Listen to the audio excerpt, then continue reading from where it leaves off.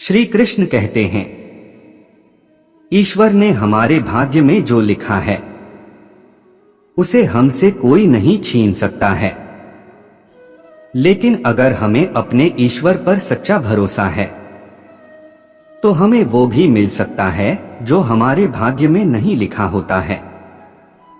इंसान का मुश्किल वक्त उसके लिए एक दर्पण की तरह होता है जो हमारी क्षमताओं का दर्शन हमें करवाता है। वह दिन मत दिखाना कान्हा कि हमें खुद पर गुरूर हो जाए। रखना अपने दिल में इस तरह कि जीवन सफल हो जाए। इस पूरे ब्रह्मांड में ऐसी कोई ताकत नहीं जो इंसान की इच्छाओं की पूर्ति कर सके, क्योंकि इंसान की इच्छाएं एक समुद्र के समान होती है जिसे कभी भी भरा नहीं जा सकता। जो दूसरों की तकलीफों को समझते हैं, जिनमें दया है, दिल से अच्छे हैं, उन्हें दोबारा जन्म लेना नहीं पड़ता। अगर कोई मनुष्य हमारे साथ बुरा कर रहा है तो उसे करने दो, यह उसका कर्म है और समय उसके कर्म का फल उसे जरूर देगा। लेकिन हमें कभी भी किसी के साथ बुरा नहीं करना चाहिए, क्योंकि यही हमारा धर्म है। आज हम आपको एक कहानी सुनाता हूं, ध्यान लगाकर सुनना अंत तक। चलो शुरू करते हैं। राजा अपना उत्तराधिकारी तय करना चाहता था। उसने प्रजा के बच्चों को एक एक बीज दिया और कहा कि 6 माह बाद जिसका पौधा सबसे अच्छा होगा उसे राजकुमार नियुक्त किया जाएगा। जो लोग ईमानदारी से कड़ी मेहनत करते हैं उन्हें देर से ही सही लेकिन सफलता जरूर मिलती है। इसीलिए देर होने से निराश नहीं होना चाहिए। इस संबंध में एक लोक कथा प्रचलित है। प्रचलित कथा के अनुसार इस राज्य के राजा की कोई संतान नहीं थी। राज्य संपन्न था, किसी चीज की कोई कमी नहीं थी। लेकिन राजा अपने उत्तराधिकारी को लेकर परेशान रहता था। राजा वृद्ध हो गया था।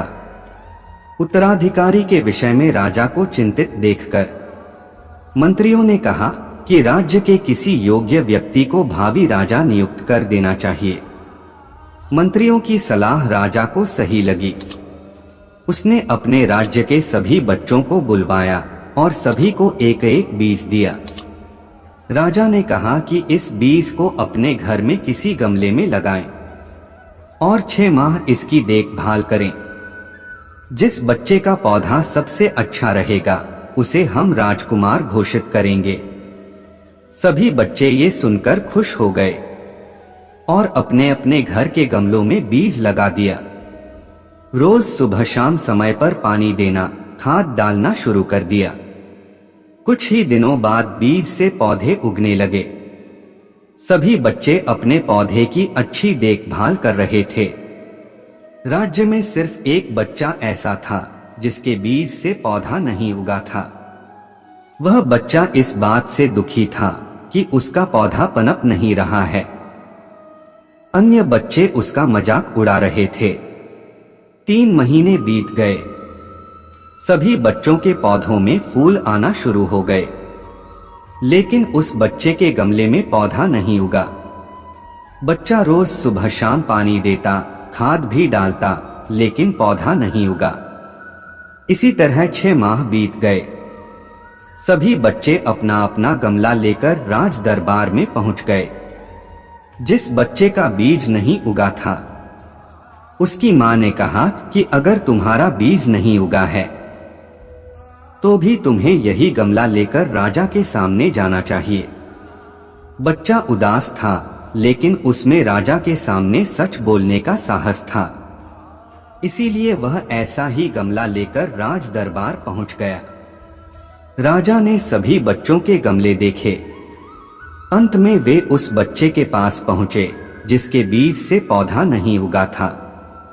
बच्चे ने राजा को बताया कि मैंने पूरी ईमानदारी से कड़ी मेहनत की है, लेकिन ये बीज नहीं उगा।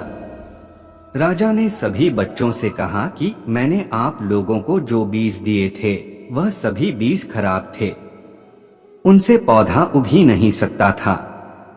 राजा ने आगे कहा कि आप सभी ने मुझे धोखा देने के लिए अपना अपना बीज बदल दिया है। सिर्फ इस एक बच्चे ने कोई छल कपट नहीं किया और इसमें सच बोलने का साहस भी है।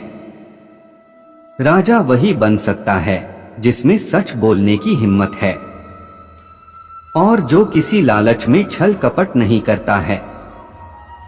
इसीलिए मेरे राज्य का राजा यही बच्चा बनेगा जिसके गमले में पौधा नहीं उगा है।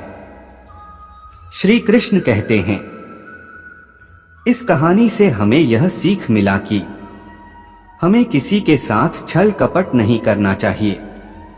जो लोग आपके साथ बुरा कर रहा है उसको करने दो, उसका वक्त खुद उसकी सजा देगा। आप सही राह पर चलते रहो, आपका जीत निश्चित होगा। इस वीडियो में इतना ही, फिर मिलते हैं अगली वीडियो में। तब तक के लिए आप अपना ख्याल रखिएगा। जय श्री कृष्ण।